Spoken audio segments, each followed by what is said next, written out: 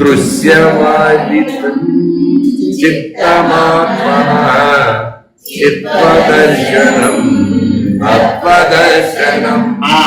దర్శనం దర్శనం దర్శనం. నాకు అవి కనపడ్డాయి, ఇవి కనపడ్డాయి, వాళ్ళు కనపడ్డారు, వీళ్ళు కనపడ్డారు. ఇంకా భవిష్యత్తులో ఎంతమంది కనపడతారో నాకు తెలియదు. ఇంకా జరగడానికి ఎంతమంది ఉన్నారో తన ముందుకి ఎంతమంది వస్తారో. అందరికీ ఇదే ప్రాబ్లం. సరే, సాధకులందరికీ ఈ సమస్య కామన్. ఇదే విశేషం కాదండి, ఇది సామాన్యమైన సమస్య. ఇది విశేషం ఎప్పుడవుతుంది?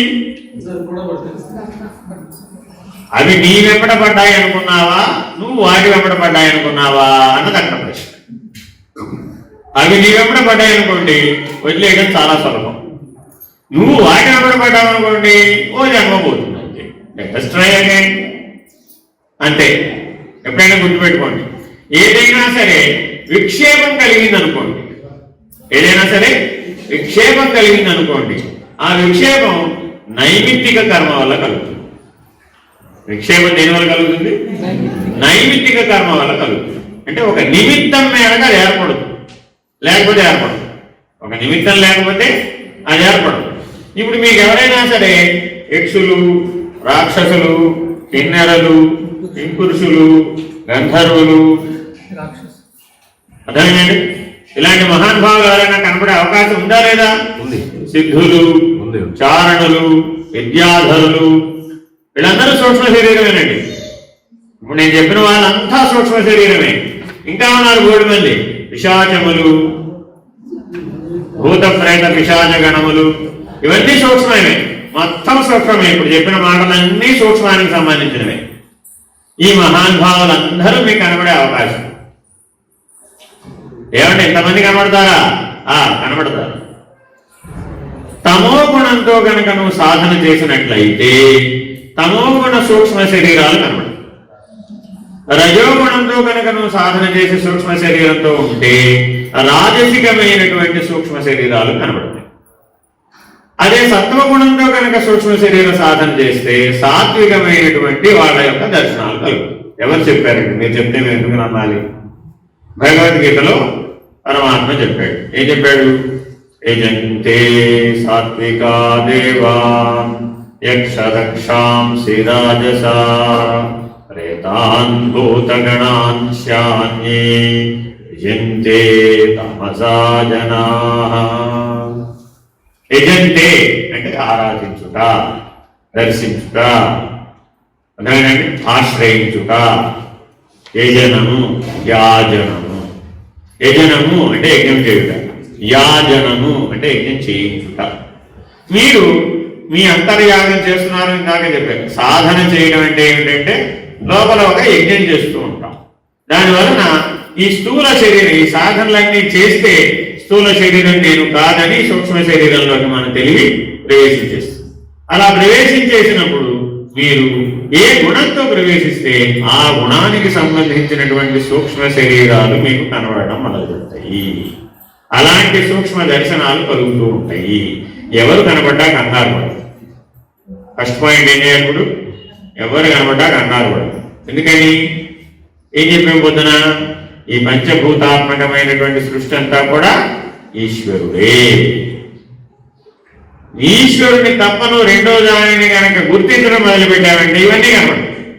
అదే ఈశ్వరుని మాత్రమే గుర్తిస్తే ఇంక ఇవన్నీ కనబడదు.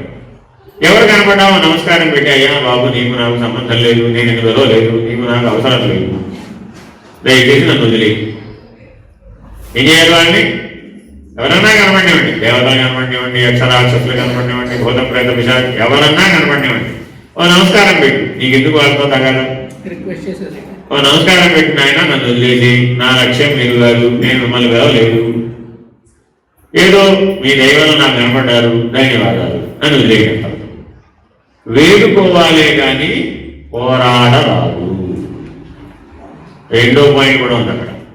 వాళ్ళు ఏం చేస్తారంటే, నన్ను వాడుకో, నా శక్తిని నీకు ఇస్తాను, నీ శక్తి ద్విగుణీకృతం అయిపోతుంది, పదింతలైపోతుంది, నీకు ఎన్ని సిద్ధులైనా వచ్చేస్తాయి, ఇలాంటివన్నీ చెప్తారు. వదిలేయమనగానే వాళ్ళు ఏం చెప్తారు? అంత తేలిగ్గా వదిలేరు వాళ్ళు. ఇవన్నీ చెప్తారన్నమాట. నువ్వేవేవైతే చేయలేకపోయావో అవన్నీ ఇప్పుడు చేసేది. నువ్వు ఎంతకు పూర్వం నీ వల్ల కాలేదు కదా, గుర్తు చేస్తా, నీకు గుర్తు కూడా ఉండదు. నువ్వు ఫలానాప్పుడు ఆ పనిని నా జాతకాలను వదిలేసావు కదా, నువ్వు అనుకో రేపటికల్లా అయిపో, నేనున్నా నీకు ఎందుకంటే. అర్థమైందండి? ఈ లౌల్య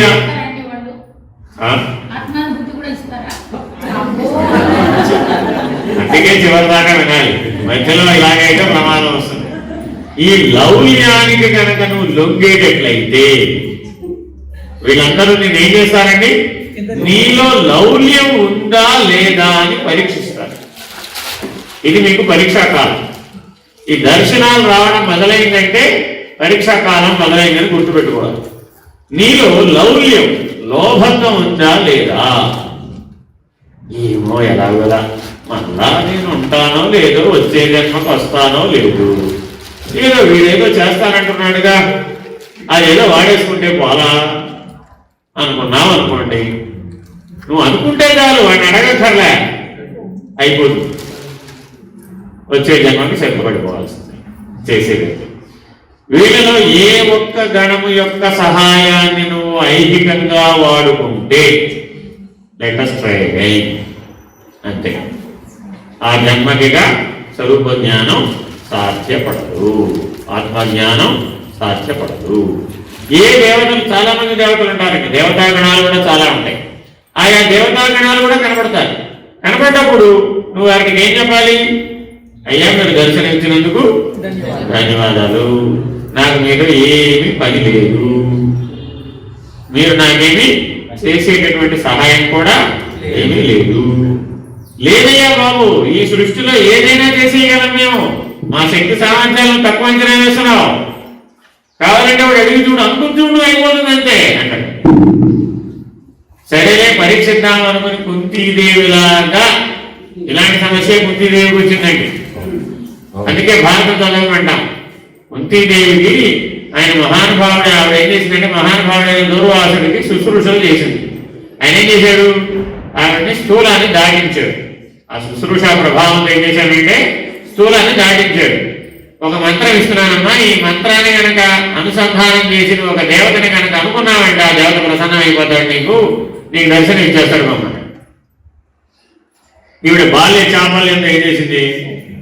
ఏకంగా నా కళ్ళ ఎదురకుండా అక్కడెక్కడో ఉన్నాడు సూర్యుడు, నేను పిలిస్తే వస్తాడేంటి అంటే మంత్రం మీద విశ్వాసం లేదు, ఆవిడ గురువు మీద విశ్వాసం లేదు, ప్రయోగించేసి ఆయన వచ్చేసి ఏమన్నాడు? ఇప్పుడు నేను వచ్చిన తర్వాత ఫలితం ఇవ్వకుండా వెళ్ళమన్నాడు. ఇవిడేమంది? నాకు వద్దురా బాబు మమ్మల్ని, ఊరికే ఆ మంత్రం టెస్ట్ చేయడానికి చూశానంతే, మంత్రం పెట్టితే ఇప్పుడు నాకు అర్థమైపోయింది, నువ్వు నాకు అక్కడ నువ్వేం చేయగలేదు మమ్మల్ని. ఏమన్నాడు? ఒకసారి కనుక దిక్పాలకులని పిలిస్తే, అంటే గుర్తుపెట్టుకోవాలంటే ఈ దర్శనం ఇచ్చే వాళ్ళలో దిక్పాలకులు ఉంటారండి. ఈ దిక్పాలకులు కనుక నీకు దర్శనం ఇచ్చారంటే వాళ్ళు ఫలితం ఇవ్వకుండా వెళ్ళటానికి కుదరదు.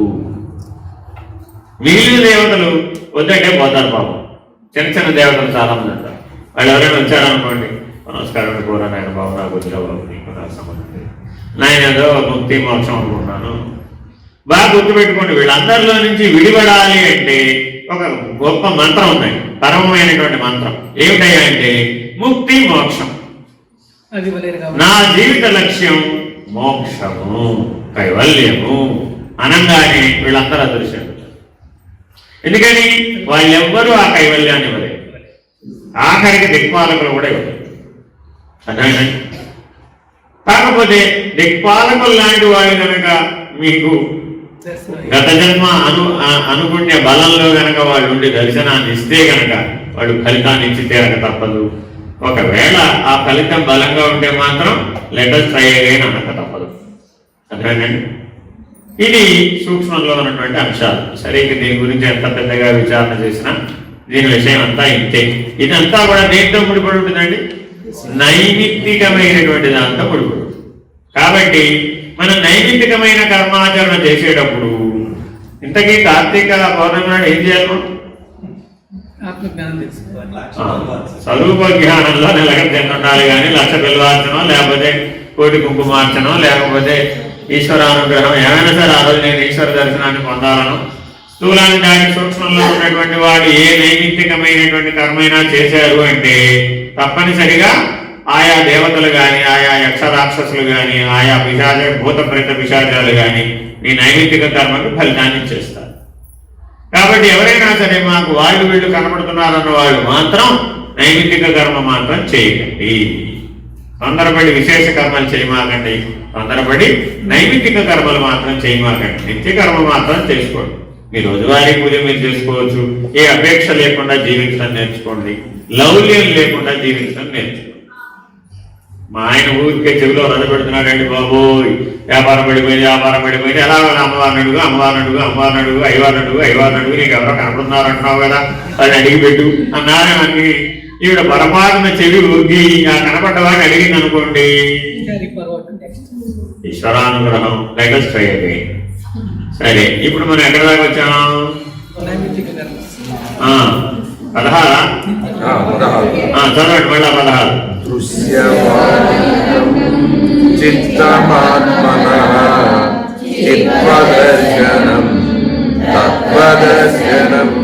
మన లక్ష్యం ఏంటి ఇప్పుడు?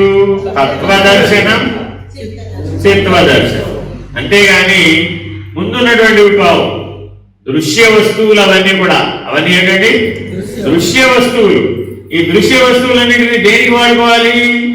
ఆత్మదర్శనం, తత్వదర్శనం, చిత్వదర్శనం వీటికి వాడుకోవాలి. కానీ ఐహికమైనటువంటి ప్రయోజనానికి కానీ పారమార్థికమైన ప్రయోజనానికి కానీ వాడుకోకూడదు.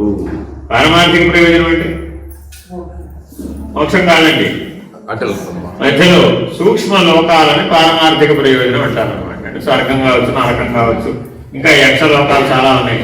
కుబేరు దగ్గర గోల్డ్ డబ్బు ఉంటుందట కదా, నేను కూడా ఒకసారి కుబేరు లోకానికి వెళ్ళొస్తాను అనుకున్నాం అనుకోండి, వెరీ గుడ్. మరుసటి జన్మ కల్లా ఏటీఎంలో గార్డుగా పడిపోతాం. కుబేరు లోకమే కదా, ఎప్పుడు డబ్బు ఆల్వేస్ లక్షల డబ్బులు మధ్య వస్తూ ఉంటాయి పోతూ లేదంటే బ్యాంకులో క్యాషియర్ ఉద్యోగం, అది కూడా కుబేరు లోకమే. చూడండి అక్కడ రాసి ఉంటుంది కుబేర్, వాళ్ళ కీ పేరుంటుందండి కుబేర్ ఉంటుందండి. లాక్ కూడా కుబేర్ అనే లాకే వాడతారు వాళ్ళు, అంటే బలమైన లాక్ అనమాట వాళ్ళ దానికి వాడేటటువంటి. కాబట్టి మీరు అనుకునే నిజంగా కుబేరులో కూడా అక్కడ ఆకాశం ఉంటుంది, అక్కడ ఉండదు, అన్ని భూలోకంలోనే ఉంటాయి. అర్థమైందండి? అదే సపోజ్ ఎవరైనా భూత ప్రేత గణాలు వచ్చినప్పుడు మీరు ఇలాంటి కోరుకున్నారు అనుకోండి, ఓకే వెరీ గుడ్ గ్రాండెడ్ అంటే అప్పుడు ఎక్కడికి వెళ్ళిపోతాం? అలాంటి లక్షణాలు ఉన్నటువంటి దానికి వెళ్ళిపోతాం. ఆయా ఆశ్రయాలు ఉంటాయి, అన్నిటికీ ఆశ్రయాలు ఉంటాయండి. ఈ సూక్ష్మమైనటువంటి వాళ్ళందరికీ కూడా ఈ సృష్టిలో ఆశ్రయం ఉంటుందండి. అందుకే మీరు రోజు పూజ చేసేటప్పుడు ఏం చేస్తారు? ఉత్తిష్టంతు భూత ప్రేత పిశాచా భూమి భారక. వీళ్ళందరూ భూమికి బరువులనైనా మనం కూడా వాళ్ళతో చేరితే ఏమంటాం? ఏతే భూమి భారక. మనల్ని కూడా ఎవరైతే పూజ చేస్తుంటారో వాళ్ళందరూ ఏం చేస్తారు? కూడరా బాబు అవతలకుండా గెట్ అవుట్. అర్థమైందండి? వాళ్ళు కూడా పూజలు చేస్తారండి. ఇందులో ఈశ్వర పూజ చేయని వాళ్ళు ఎవరు ఉంటారండి? ఇప్పుడు నేను చెప్పినటువంటి సూక్ష్మ శరీరాలు ఉన్న వాళ్ళందరూ కూడా పూజలు చేస్తారు. ముందు పూజలు వాళ్ళే చేస్తారు. బ్రహ్మ ముహూర్తానికంటే పూజలు ముందు చేసేవాడు ఎవరంటే వాళ్ళే. అర్థమైందండి? మీ పూజలు వాళ్ళ సేకరించక ముందే ఈశ్వరుడు వాళ్ళ పూజలే స్వీకరిస్తాడు. అందుకే నిశిరాత్రి పూజలన్నీ వాళ్ళవే ఉంటాయి. కానీ తురియ సంఖ్యలో మనం ఏం చేస్తున్నాం? తత్వదర్శనం, చిత్వదర్శనం. అలాగే అన్ని సంఖ్యలలో దేనికోసం ప్రయత్నం చేయాలి? తత్వదర్శనం, చిత్వదర్శనం, స్వాత్మదర్శనం. కాబట్టి ఏ సాధనైనా సరే నీవు తత్వజ్ఞానంతో తత్వదర్శనానికే వినియోగించుకోవాలి. అంటే నిరపేక్షంగా ఉండాలి, కానీ నీ మనసులో ఎక్కడా కూడా సాపేక్షత అనేటటువంటి ఆనమాలు ఉండకూడదు. Very very important. మళ్ళా 16.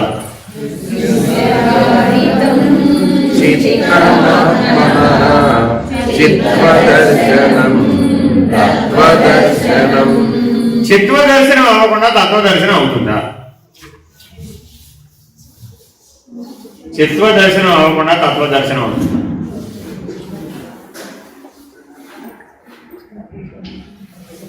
రెండు ఒకటైనా వేరు వేరు అంటే భేదం తెలియదు అసలు. ముందు చిత్వదర్శనం అంటే ఏమిటో తత్వదర్శనం అంటే ఏమిటో తెలియాలన్నమాట. చిత్ అంటే ఏంటి? ప్రకాశం. చిత్ అంటే ఏంటి? ప్రకాశం. తత్ అంటే ఏంటి?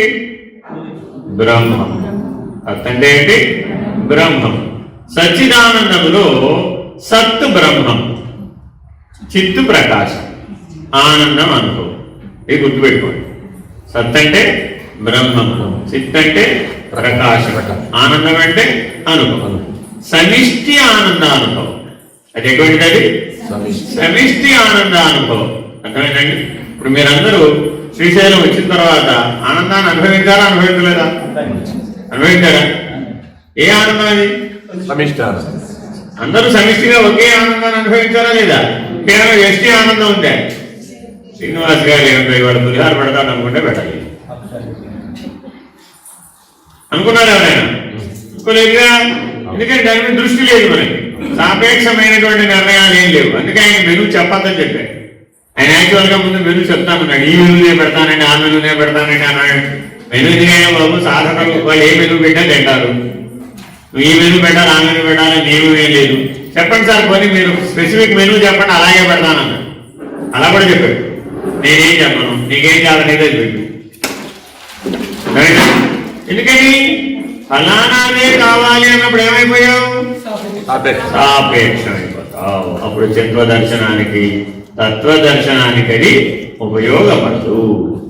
సరే కానీ భ్రమరాంబ మల్లికార్జున దర్శనం బాగా జరిగిందా మీకు? వాడు ఏమండి సభ్యులను అడగాలి.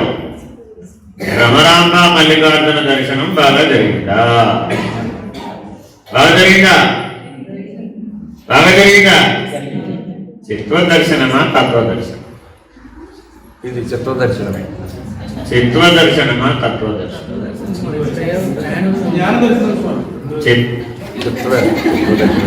మీ ఆవి లేదు, లేకపోతే నీ సంగతి చెప్పింది. తత్వదర్శనంగా ఎవడు వచ్చినా కూడా పాఠానికి మేము మీ ఆవిడ కూడా పట్టవాలి. అప్పుడు కరెక్ట్ గా కౌంటర్ ఆడేస్తుంది. చిత్వదర్శనమా తత్వదర్శనం? చిత్వదర్శనమా తత్వదర్శనం? చిత్వదర్శనమా తత్వదర్శనం? ఇవాళ రాత్రి నిద్రలో కనుక మీకు అదే దర్శనం కనుక గాఢ నిద్రలో కలిగితే అది చిత్వదర్శనం. అదేనండి, ఇవాళ రాత్రి గాఢ నిద్రలో మీరు పునః భ్రమరాంబ మల్లికార్జున దర్శనాన్ని కనుక మీరు పొందగలిగితే గాఢ నిద్రావస్థలో దానికి చిత్వ దర్శనం అని పేరు. ఎందుకని? మన గాఢ నిద్రావస్థ దేంతో ముడిపడి ఉంటుంది? చీకటి. మనంతా దేంతో ముడిపడి ఉంటుంది? చీకటి. చీకటి కనపడతాయి, కనపడదు. కనపడాలంటే ఏం కావాలి? ప్రకాశం ఉండాలి. అప్పుడు చీకటి పోయింది కాబట్టి అది చిత్వ దర్శనం. అర్థమైందండి? చాలా మంది కళలు కనేవాళ్ళు ఉన్నారు ఇక్కడ. కళలలో మహాస్వామీజీ కనబడ్డారండి, కళలలో ఆయన ఎవరో సిద్ధులు కనబడ్డారండి, ఈయనెవరో ఋషులు కనబడ్డారండి, ఇలాంటి మాటలు చెప్పేవాళ్ళు ఉంటారు. కానీ అది చిత్వ దర్శనం కాదు. ఎందుకు కాదండి? ఎందుకు కాదు? అది నీకు ఏ రకమైనటువంటి వివేకాన్ని ఇవ్వటం లేదు కాబట్టి. చిత్వ దర్శనం అంటూ జరిగితే నీలో నిత్యానిత్య వస్తు వివేకము, ఆత్మానాత్మ వివేకం కలుగు. చిత్వ దర్శనం కలగకపోతే నీకు ఆ వివేకం కలగదు. కాబట్టి ఏ దర్శనమైనా నాకు కలిగిందంటే ఏమై ఉండాలి? పంచ వివేకాలలో ఏ వివేకాన్ని అది నీకు ఇస్తుందో నీకు తెలుస్తుంది. ఆ దర్శనం తర్వాత ఆ వివేకం అనే వికాసం వచ్చేస్తుంది. నీకు నిత్యానిత్య, ఆత్మానాత్మ, కార్యకారణ, సదసత్, దృగ్దృశ్య వివేకాలనే పంచ వివేకాలు ఉన్నాయి. అంటే దీనికి ఉదాహరణగా గురుజీ, ఇప్పుడు ఒక ఏనుగు కళ్ళు నిదానం పాఠం పూర్తయ్యేంత వరకు కావాలి. పంచ వివేకాలు ఏదైతే ఉన్నాయో ఈ పంచ వివేకాలు దర్శనం ద్వారానే కలుగుతాయి. అంటే దర్శన స్థితికి రాకపోతే ఈ పంచ వివేకాలు కలగవు. దర్శనం గురించి పొద్దున్న చెప్పాను. ఎలా?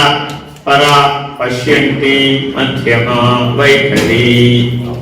వైఖరి అన్న స్థితిలో మన జ్ఞానేంద్రియాలన్నీ కూడాను పనిచేస్తూ ఉంటాయి. వైఖరి అంటే ఒక వాక్కుకే వైఖరి అని కాదు. మన జ్ఞానేంద్రియాలన్నింటినీ మనం వైఖరి రూపంలోనే వ్యవహరింప చేసుకుంటూ ఉంటాం. అలా నువ్వు జాగ్రత్త అవస్థలో తిరుమల వెళ్ళావు. ఓ పెద్ద గంధగజం అక్కడ ఉంటుందండి. ఆ గంధగజం 4 మాడలు వీధులు నడుచుకుంటూ వస్తూ ఉంటుంది. నువ్వు కూడా గంధగజాన్ని చూసావు, ఆ పైన ఉన్న వెంకటేశ్వరుని కూడా చూసావు, ఆ రోజు గజవాహన సేవ చూసావు. సరే, అది నీకు అర్ధరాత్రి నిద్రపోతున్నప్పుడు మళ్ళా దర్శనానికి వచ్చింది. చిత్వ దర్శనమేనా కాదా? చిత్త దర్శనం ఎలా పేరు చేయాలి? ప్రమాణం ఏమిటి? మార్నింగ్ చూశాను. మార్నింగ్ చూశాను కాబట్టి రాత్రి కల్లో వచ్చినట్టు లాభం లేదు. ఆ దర్శనం తర్వాత నీలో ఆత్మానాత్మ విచారణ, ఆత్మానాత్మ విచక్షణ జ్ఞానం రావాలి, స్ఫురణ రావాలి. అంతకుముందు ఆ స్ఫురణ ఉండదు. ఈ దర్శనం తర్వాత ఆ స్ఫురణ కలుగుతుంది. అంతకుముందు ఏది అనాత్మో ఏది ఆత్మో నిర్ణయం చేయలేవు. ఈ చిత్వ దర్శనం కలిగితే దాని తర్వాత నీకు ఆ వివేకం కలుగుతుంది. ఒకవేళ ఆ వివేకం కలిగినట్లుగా నీలో మార్పు రాలేదనుకోండి, కలిగిన దర్శనం కళలోదే కానీ గాఢ నిద్రదు. కళలో కూడా దర్శనాలు కలుగుతాయి. కళలో కలిగిన దర్శనం వల్ల వివేకం రాదు. గాఢ నిద్రావస్థలో కలిగిన దర్శనం వలన వివేకం వస్తుంది.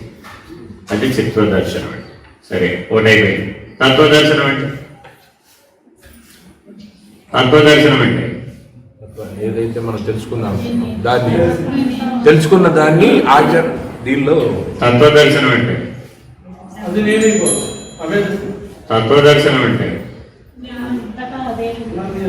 భ్రమరాంబ మల్లికార్జున దర్శనానికి వెళ్ళారు కదా, నువ్వు నేను ఒకటే అని వాళ్ళిద్దరు ఎవరైనా చెప్పారా మీకు?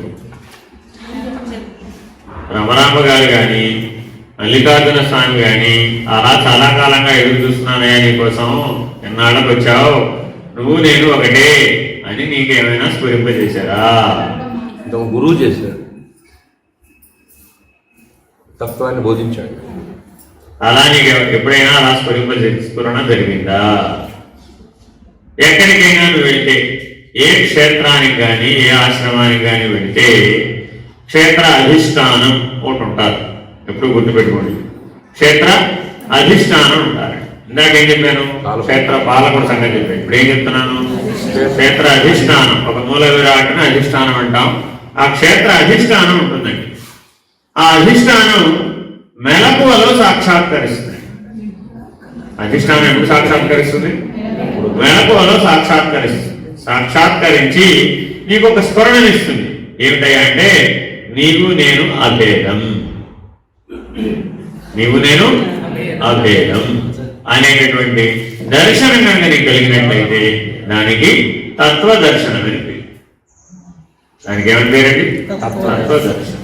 అలాగే ఆశ్రమాలు, రమణాశ్రమానికి వెళ్ళారనుకోండి, ఆ రమణాశ్రమంలో భగవాన్ రమణుల యొక్క యథాతథ దర్శనం కలిగిన తర్వాత నీకు వారికి మధ్య ఉన్నటువంటి గురు శిష్య బాంధవ్యం మేరకు గురు శిష్య ఐక్యతా సిద్ధి కలుగుతుంది. గురు శిష్య ఐక్యతా సిద్ధికి తత్వదర్శనం అని పేరు. జీవేశ్వర ఐక్య దర్శనానికి తత్వదర్శనం అని పేరు. జీవ బ్రహ్మైక్య దర్శనానికి తత్వదర్శనం అని పేరు. కావాలంటే మీరు ఎప్పుడైనా సరే ఏ క్షేత్రానికి కానీ ఏ ఆశ్రమానికి కానీ మీరు వెళ్ళినప్పుడు ఈ ప్రయత్నం చేయవచ్చు. అర్థమైందండి? మీరు ఈ స్థాయికి వస్తే ఖచ్చితంగా ఈ అనుభవం కలుగుతుంది. ఆ స్థాయికి రాలేదనుకోండి అది కాదు, అంతే. నువ్వు చెప్తే లాభం లేదమ్మా, నువ్వు చెప్తే కళలో చెప్పినట్టు. ఇందాక చెప్పే 2 విషయాలు చెప్పాను. గాఢ నిద్రావస్థలో జరగకుండా కళలో జరిగిందనుకోండి ఆ వివేకం రాదు. గాఢ నిద్రావస్థలో జరిగిందనుకోండి ఆ వివేకం వచ్చేసి. అది ఎలా తెలుస్తుంది గురుగారు గాఢ నిద్ర కళ అని? మర్నాడు లేస్తావుగా, లేచిన తర్వాత నీ తెలివి మారిపోతుంది. నీ తెలివి మారిపోయి అంతకుముందు విడగొట్టుకోలేనివన్నీ కూడా, అర్థం కానివన్నీ కూడా ఆటోమేటిక్గా అర్థమైపోతుంది. నువ్వేం ప్రయత్నం చేయగల. ఆ దర్శనం తర్వాత నీకు ఆ వివేకం సహజంగా వచ్చేస్తుంది. అది గాఢ నిద్ర, అది చిత్వ దర్శనం. అదే జాగ్రత్తావస్థలో గనక నీకు నాకు అభేదం అనేటటువంటి స్ఫురణ ఏ క్షేత్ర అధిష్టానం కానీ ఏ మహానుభావుడైనటువంటి సద్గురువు కానీ అశరీర గురువులు ఎవరైనా కానీ నీకు నాకు అభేదం అనేటటువంటి దర్శనాన్ని కనుక మీకు ప్రసాదిస్తే, ఇదే ప్రసాదం అంటే గుర్తుపెట్టుకోండి, లడ్డూ పులిహార కాదు. దాకా మనం ప్రసాదం ఏదో తెచ్చుకున్నట్టున్నాం, ఇంటికి ఏదో పెట్టుకెళ్దామనుకున్నాం, 5 లడ్డూలా 10 లడ్డూలా లాభం లేదు. తత్వదర్శనం ఒక్కటే ప్రసాదం. బాగా గుర్తుపెట్టుకోండి. ఏ క్షేత్ర అధిష్టానాన్ని మీరు దర్శనానికి వెళ్ళినా మీరు పట్టుకెళ్ళగలిగే ప్రసాదం ఒకే ఒక్కటి. అదేంటది? తత్వదర్శనం. అంతే. అర్థమేంటండి? అదే మీరు చెప్పచ్చు మీ తరఫు నుంచి, బ్రహ్మరామలికార్జున నీకు నాకు భేదం లేదు, అది అప్లికేషన్ పెట్టుకోవడం అనమాట. గ్రాంట్ అవ్వచ్చు, గ్రాంట్ అవ్వవచ్చు. అర్థమేనండి? కానీ వాళ్ళు చెప్తే మటుకు కన్ఫామ్ నిర్ణయం. అర్థమేనండి? మీరు రైల్వే స్టేషన్లో రిజర్వేషన్ అప్లై చేయవచ్చు, కానీ కన్ఫర్మేషన్ ఇవ్వాలవుతా? Very important. ఇది కూడా అంతే. మీలో దివ్యత్వం కనుక బాగా గుర్తుపెట్టుకోండి, తత్వదర్శనం అనేది దివ్యత్వ స్థాయిని నిర్ణయిస్తుంది. దివ్యత్వం ఆ స్థాయికి గనక, అంటే ఆ క్షేత్ర అధిష్టానాన్ని కానీ ఆ అశరీర గురువుని కానీ స్పందింపజేసేటటువంటి, వాళ్ళంతటా వాళ్ళు కదలి వచ్చిన కనకదుర్గ వలె బయటికి వ్యక్తాన్ని నీకు దర్శన రూపంలో ఇచ్చి నీకు నాకు అభేదం అనేటటువంటి తత్వదర్శనాన్ని కనుక ఇస్తే ప్రసాదంగా నీలో వెంటనే బ్రహ్మజ్ఞానం ఆవిర్భవిస్తుంది. వెంటనే బ్రహ్మజ్ఞానం ఆవిర్భవిస్తుంది. అంటే అర్థం ఏంటి? త్రిపుటులన్నీ దాటిపోతావు, త్రిపుటులన్నీ ఏకమైపోయినటువంటి బ్రహ్మజ్ఞానం కలుగు. ఇంకా జగజ్జీవేశ్వర త్రయం గోచరించదు. బ్రహ్మజ్ఞానం అంటే గుర్తుపెట్టుకోండి, ఏదో అనుకునేది. జగజ్జీవేశ్వర త్రయం గోచరించదు. జగత్తు కనబడదు, జీవుడు కనబడదు, ఈశ్వరుడు కూడా కనబడదు. బ్రహ్మమే కనబడుతుంది. జగత్తువు బ్రహ్మమే, ఈశ్వరుడు బ్రహ్మమే, జీవుడు బ్రహ్మమే. సదా బ్రహ్మమునే దర్శిస్తూ ఉంటాడు ఈ తత్వదర్శనం వల్ల. కాబట్టి మానవుడు తప్పక సాధించవలసిన దర్శనాలు ఏమిటి? ఇప్పుడు దర్శనం, తత్వదర్శనం, తర్వాత